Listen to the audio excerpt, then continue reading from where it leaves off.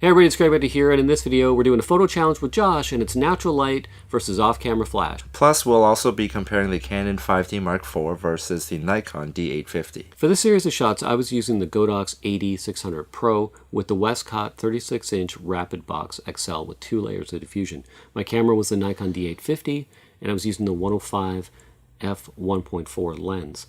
Now I took a test shot and then I was repositioning my modifier and I just verified it was in the place I wanted it. It was about 3 to 4 feet from the model, and I was also using a tripod for this first set of shots, and I was using the Hoodman Loop to get a better look at my LCD screen because the sun was right behind our model.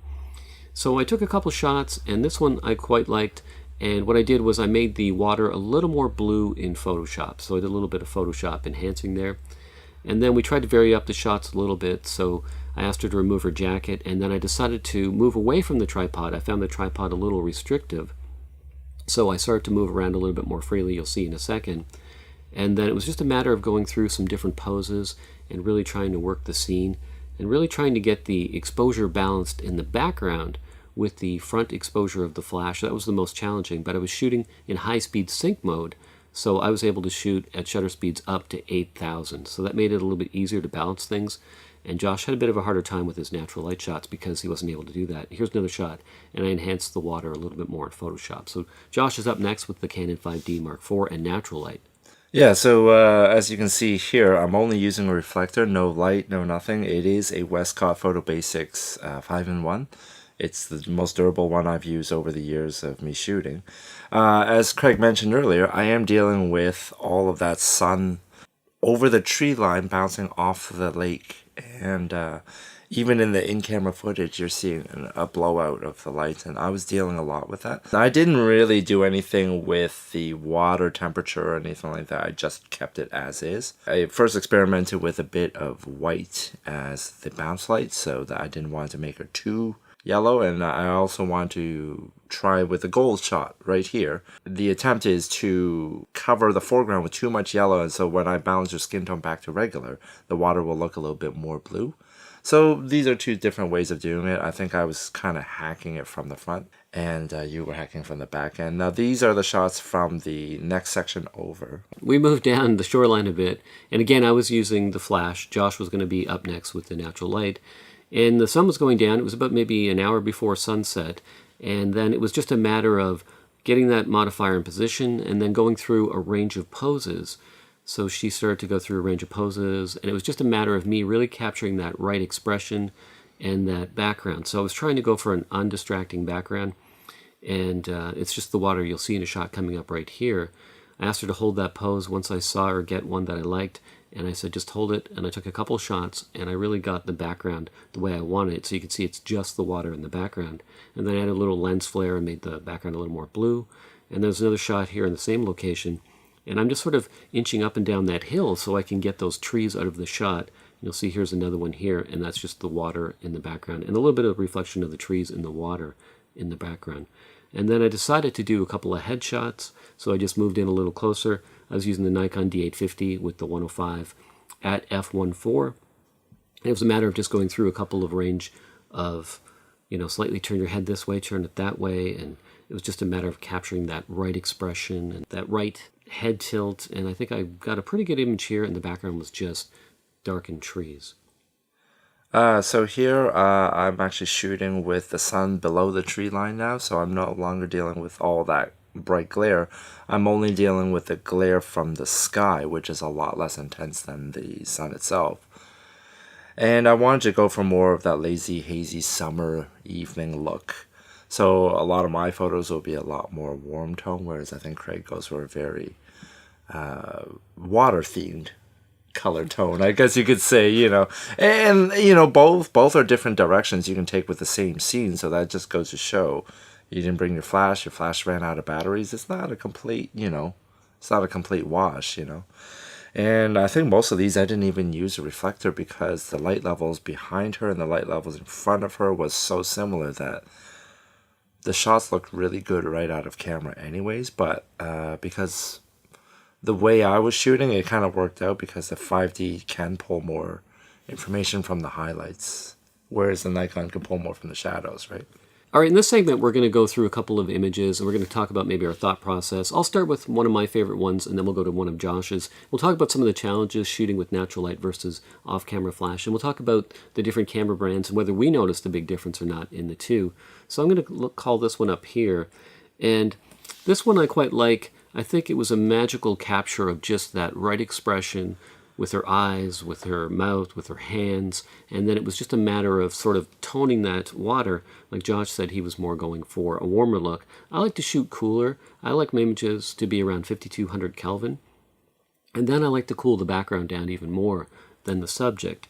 So I adjusted for the skin tone in Capture One, and then in Photoshop, I brought in a little bit more blue into the background to get this type of image, and I had it easier than Josh. I was able to control my exposure in the background, whereas Josh, well, it was more challenging for him to have to do that. So it was kind of unfair, really, this challenge. But let's look at one of Josh's images. We'll call that up now. So do you like the first set that you did more or the second set? Or? You know what? Honestly, I like the second set more, Okay, mostly because it was easier to edit. But the first ones, definitely, they had images there that I liked too. Well, let's look at the second set then. This is so here's that lazy, hazy summer look that I was going for. You know, a lot of the warm tones and just the highlights in her hair, just catching off the golden glow of the sun, the sunset, so to say. I must have to say I kind of regret not shooting with a wide angle lens because the clouds at that particular moment was really nice. But by the time I was done my 7-minute set, and by the time Craig got there, he had like all of a minute of nice sun and not nice sun, but nice clouds. And they were gone. So I mean, it didn't matter that much, but you'll also notice there's a slight difference in the way we shoot too, where while I do blur out my background, I don't obscure as much of it out.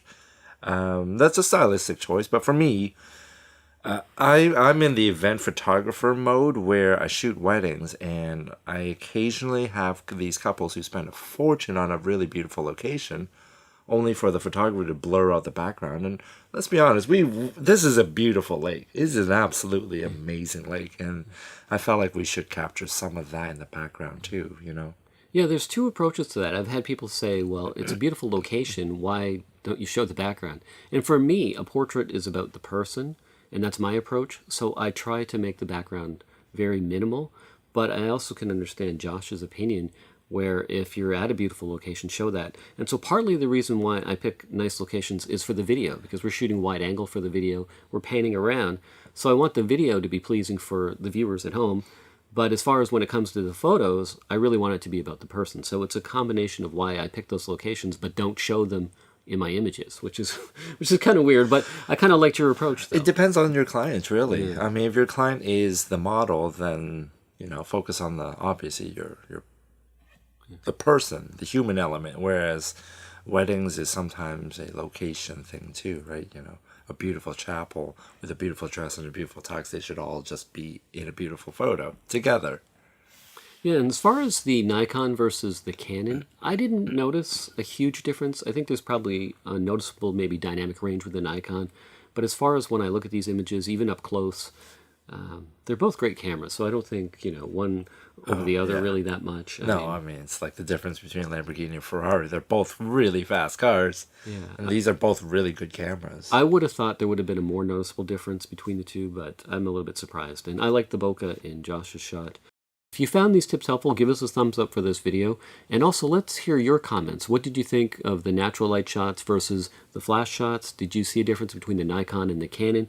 Just let us know in the comments down below. And if you're not already a subscriber, just hit that subscribe button and also hit that bell notification. So if we go live, Josh and I are planning a live stream pretty soon where we're going to talk about some of these shoots and we're going to answer your questions. So if you want to be part of that, just make sure you click on that bell notification. And also for those of you who don't know Josh, Josh is the videographer behind all the videos for the last 4 years. And if you'd like to see Josh in more of these videos, just let us know in the comment section below. Just say, show more Josh, less of you. I mean, like, I show up on camera more often, not less clothes. No, yeah, of course, Josh more on camera and more money. Of this type of stuff. But anyway, thanks for watching this video, and we'll see you in the next one.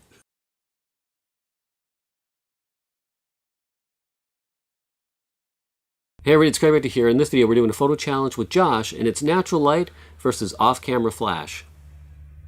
That's your cue. Oh. Canon versus Nikon. Oh, we were starting from there. Yeah, okay. Oh, Alright, I let's thought try- we just come on, use Yeah. jump cuts, right? Jump cuts is your Well, friend. okay, let's try it Anyways, again. Let's try it one more time.